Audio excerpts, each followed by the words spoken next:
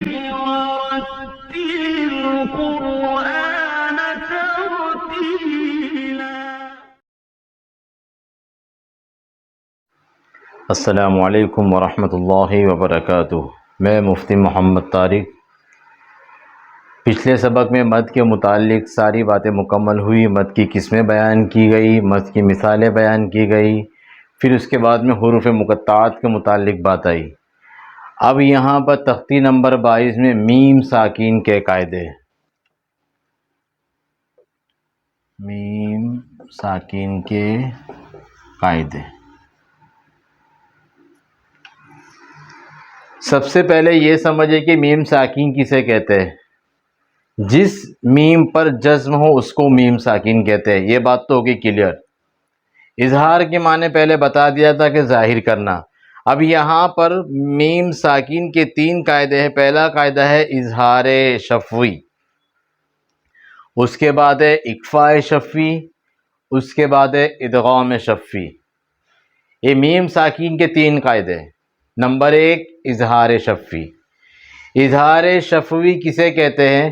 میم ساکین کے بعد، غور سے، میم ساکین کے بعد با اور میم کے علاوہ کوئی لفظ آئے تو میم ساکین کو ظاہر کر کے بغیر گناہ کے پڑھیں گے۔ کلیئر؟ جس طرح سے ہم نے کیا کہا تھا، تنوین یا نون ساکین کے بعد حروف ہلکی کے 6 حروف میں سے کوئی لفظ آئے تو تنوین اور نون ساکین کو ظاہر کر کے بغیر گناہ کے پڑھیں گے۔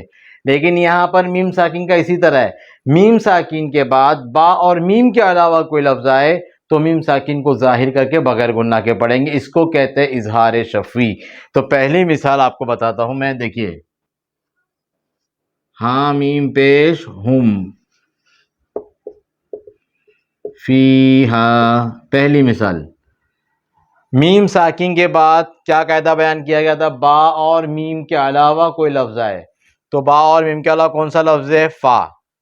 تو میم ساکین کے بعد با اور میم کے علاوہ فا آیا تو کیا کریں گے؟ میم ساکین کو ظاہر کر کے بغیر گناہ کے پڑھیں گے۔ کیسے؟ ہم فیہا، ہم فیہا، لکم دینکم۔ دیکھیں، لکم دینکم، میم ساکین کے بعد دال آیا تو قاعدہ کیا بیان کیا تھا؟ میم ساکین کے بعد با اور میم کے علاوہ کوئی لفظ آئے تو یہاں با بھی نہیں ہے اور میم بھی نہیں ہے، دال ہے، تو میم ساکین میں گناہ نہیں کریں گے۔ اس کو کہتے ہیں اظہار شفوی، کہ میم ساکین کے بعد با اور میم کے علاوہ کوئی لفظ آئے تو میم ساکین کو ظاہر کر کے بغیر گناہ کے پڑھیں گے۔ تو یہاں پر بتایا، دیکھیے، پہلا قاعدہ ہے ام لم، دیکھیے میم ساکین کے بعد لام، لم تن، یہاں پہ دیکھیے میم ساکین کے بعد تا، تو میم ساکین کے بعد اگر لام آتا ہے تو با اور میم کے علاوہ لام آیا، اور یہاں پر میم ساکین کے بعد تا، میم ساکین کے بعد تا آیا، تو میم ساکین کے بعد با اور میم کے علاوہ اگر کوئی لفظ آتا ہے تو یہاں پر اظہار شفوی ہوگا۔ اس کے بعد دوسرا قاعدہ میم ساکین کا وہ ہے کہ میم ساکین کے بعد اگر با آئے، میم ساکین کے بعد اگر با آئے تو میم ساکین کو گناہ کے ساتھ پڑھیں گے۔ آئی بات سمجھ میں؟ پہلا قاعدہ کیا تھا؟ ظاہر کر کے پڑھیں گے، یہاں پر تھا میم ساکین کی آواز کو ناک میں چھپا کر گناہ کے ساتھ پڑھیں گے۔ اس کو کہتے ہیں اخفاء شفوی۔ اظہار شفوی میم ساکین کو ظاہر کرنا ہے، اخفاء شفوی میم ساکین کی آواز کو ناک میں چھپنا ہے۔ اخفاء شفوی کہتے کسے؟ کہ میم ساکین کے بعد اگر با آئے تو میم ساکین کی آواز کو ناک میں چھپا کر گناہ کے ساتھ پڑھیں گے، جیسے ان ربہم، ربہم بہم، ربہم بی، دیکھیں یہاں پہ میم ساکین کے بعد کون سا لفظ آیا؟ با۔ آگے بات سمجھ میں؟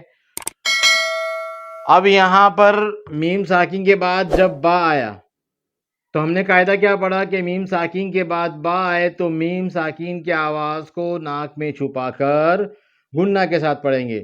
ان ربہم بی، ہم بی، دیکھو میم ساکین ہے یہاں پہ، اس کے بعد کیا آ رہا ہے؟ لفظ با آ رہا ہے، اور قاعدہ کیا پڑھا کہ میم ساکین کے بعد اگر با آئے تو میم ساکین کی آواز کو ناک میں چھپا کر گناہ کے ساتھ پڑھیں گے۔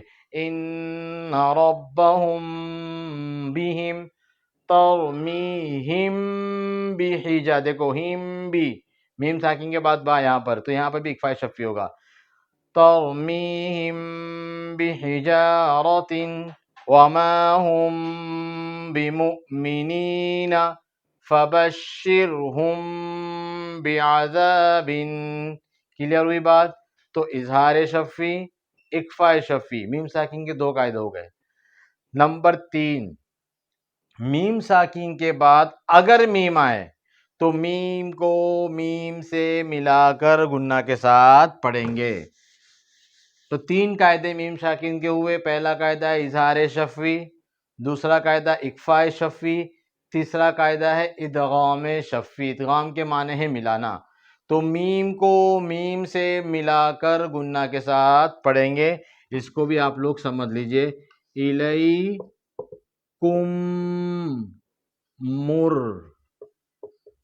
مرسلون، سلون، دیکھیں میم ساکن کے بعد میم آیا تو میم کو میم سے ملا دیا، کلیئر؟ الیکم، میم ساکن کے بعد میم آیا، برابر، میم کو کس سے ملا دیا؟ میم سے ملا دیا۔ اب یہاں پر میم کو میم سے ملا دیے تو اب گنہ کے ساتھ پڑھیں گے، اس کو کہتے ہیں ادغام شفی۔ الیکم مرسلون، کلیئر بات؟ الیکم مرسلون لہم ما یشاء، دیکھیں لہم، میم ساکن کے بعد میم کے اوپر کیا آ رہا ہے؟ تشدید آ رہا ہے، تو میم کو یہاں میم سے ملا رہے، میم ساکن کے بعد میم آیا تو میم کو میم سے ملا دیے، لہم ما یشاءون فی قلوبہم مرض ہم بہم، دیکھو ہم، میم ساکن کے بعد مرض کے اندر بھی میم آیا تو میم کو کس سے ملا دیا؟ میم سے ملا دیا۔ اس کے بعد ہے فہم معرضون، فہم، دیکھو میم ساکن کے بعد کیا آیا؟ میم آیا تو میم کو میم سے ملا، اس کو کہتے ہیں ادغام شفی۔ تو میم ساکن کے 3 قاعدے ہو گئے، میم ساکن کے 3 قاعدے، نمبر 1 اظہار شفی، نمبر 2 اکفا شفی، نمبر 3 ادغام شفی۔ اظہار شفی کسے کہتے ہیں؟ میم ساکن کے بعد با اور میم کے علاوہ کوئی لفظ آئے تو میم ساکن کو ظاہر کر کے پڑھیں گے، مثال میں نے دیا تھا ہم فیہا۔ اس کے بعد ہے اکفا شفی، میم ساکن کے بعد با آئے تو میم ساکن کی آواز کو ناک میں چھپا کر گنہ کے ساتھ پڑھیں گے، ان ربہم بہم۔ اس کے بعد ہے ادغام شفی، میم ساکن کے بعد میم آئے تو میم کو میم سے ملا کر گنہ کے ساتھ پڑھیں گے، اس کو کہتے ہیں ادغام شفی۔ تو ان چیزوں کو اچھی طرح سے ذہن میں کر لیجیے گا کہ میم ساکن کے 3 قاعدے ہیں، ان میں کنفیوژن ذرا بھی ہونا نہیں چاہیے، با اور میم اگر آئے تو گنہ ہوگا، با اور میم کے علاوہ کوئی اور لفظ آئے تو گنہ نہیں ہوگا۔ یہ آسان طریقہ سمجھنے کا، اس کو اچھی طرح سے ذہن نشین کر لیجیے گا۔ یہ میم ساکن کے قاعدے تھوڑا کنفیوژن والے ہیں، تنوین اور میم ساکن دونوں اور نون ساکن، یہ تینوں قاعدے تھوڑے سے کنفیوژن والے ہیں، تھوڑا سا آپ کو دماغ لگانا ہے، کام بہت آسان ہے، بہت اچھی طرح سے آپ کو سمجھ میں آ گیا ہوگا۔ خوب محنت سے پڑھنا ہے، سمجھ کر پڑھنا ہے، ہر مثال کے لیے آپ کو اجرا کرنا ہے اور قواعد کو بولنا ہے، تبھی جا کے آپ کو یاد ہوگا۔ جزاک اللہ خیرہ۔